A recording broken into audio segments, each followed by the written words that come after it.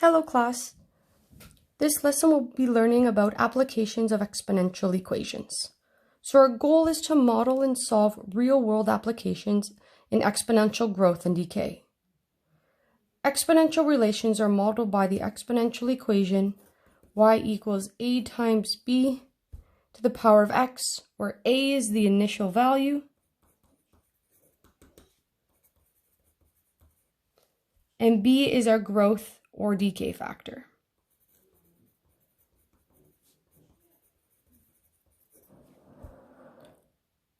So when b, known as our base, is greater than 1, we have a growth. And if b is between 0 and 1, we have a decay. So graphically, our graph is growing up. When our graph is at decay, it is growing down.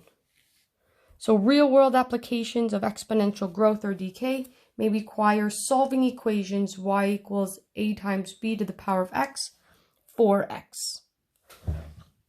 So if we look at our example,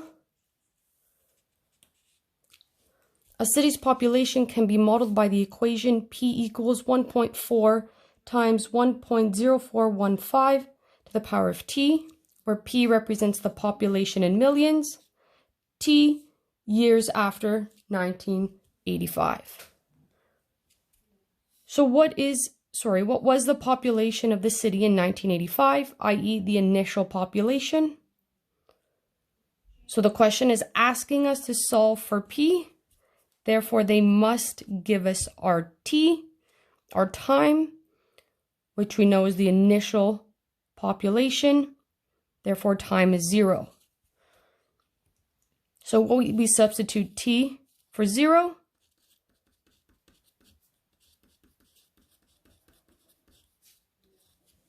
And we solve our equation using BEDMAS. So we have brackets and an exponent. Recognizing our exponent laws, anything to the power of 0 is 1. So we can rewrite this as 1. So 1.4 times 1 is 1.4. Remembering our population is in terms of millions. So therefore, the initial population in 1985 was 1.4 million people. Part B. What was the population 10 years later? Again, we're being asked to solve for population.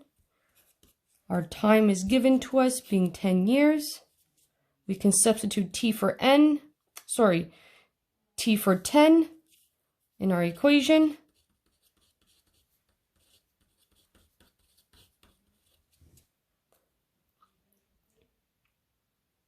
So we simplify, BEDMAS, exponent.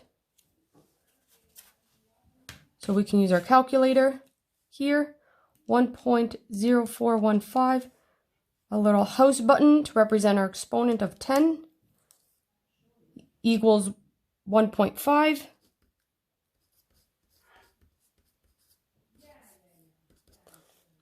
We can now just multiply, so 1.4 times 1.5 equaling 2.1. Therefore, 10 years later, the population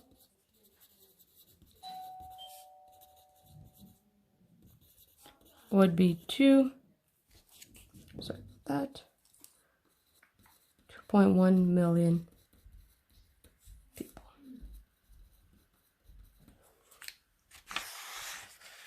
Let's look to see. In which year did the population first exceed 3 million people? So, what are we being asked to solve for here? T is asking in which year. Therefore, P, they must tell us which is 3 million. plus. So this time we're going to substitute P for 3 million.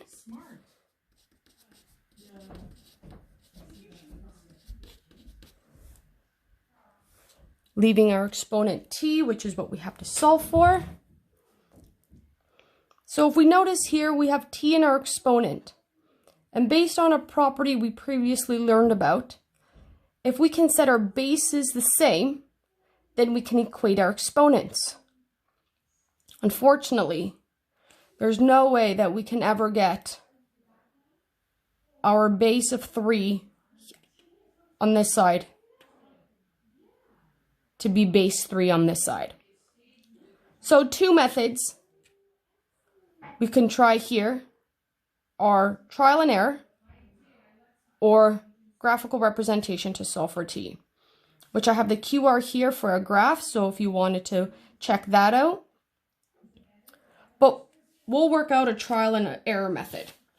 So just to note, because we can't get the same base,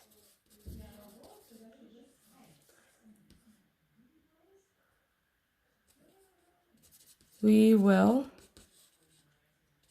use trial and error method. So we'll create a table of values.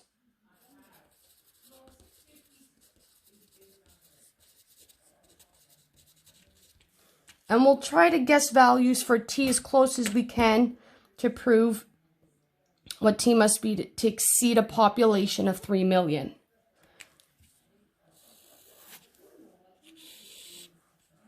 So T and P. So you can start going ahead and substituting values for T. So trying T equaled 1, what would our population be? And you can work that out. You can go T equals 2. We can jump to T equals 10 as a reference.